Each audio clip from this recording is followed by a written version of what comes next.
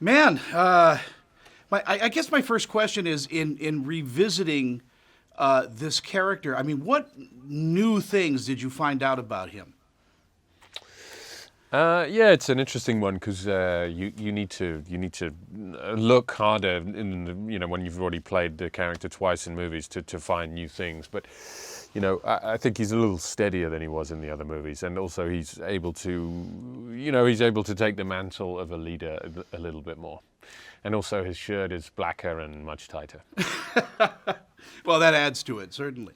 And the relationship between Four and Triss is deeper, would you say?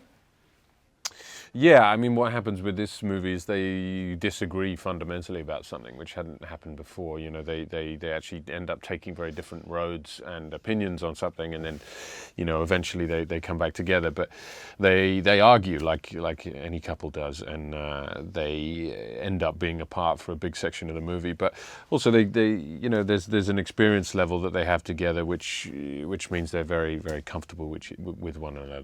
With one another, I can't speak. That going forward to your acting partner, Shailene, is there now a shorthand between you two? I mean, are you finding it much easier after this many movies to work together?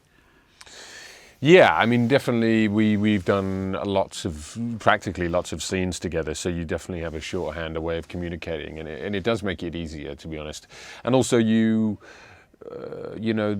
a funny way, you are the constant to each other of the movie because the directors have changed and some of the crew has changed and elements of things have changed except her or me or whatever. So you're able to kind of assess things and judge things together. The physicality in this movie, I mean, there's a lot going on. Were you in shape from the beginning to do this? Is that a process for you? I wasn't in shape, actually. I wish I'd been in more shape because it was a painful first month, I have to say.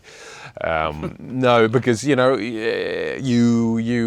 slim down or whatever you do for other films because it's not appropriate to always look the same in every film, obviously.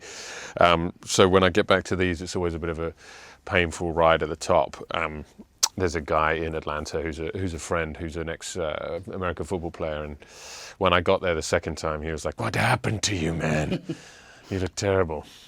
When you're sitting around and watching this film and seeing the amount of special effects that there are and how that informs the movie, informs the audience, I mean, you must be blown away by how intricate this is.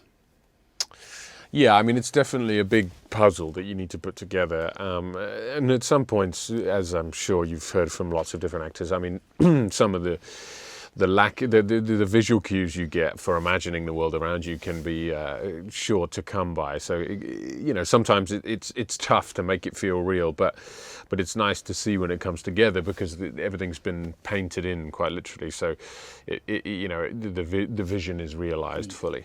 Theo, thank you so much. It's an honor to talk to you again. Thank you, man. Bye-bye. Good to see you.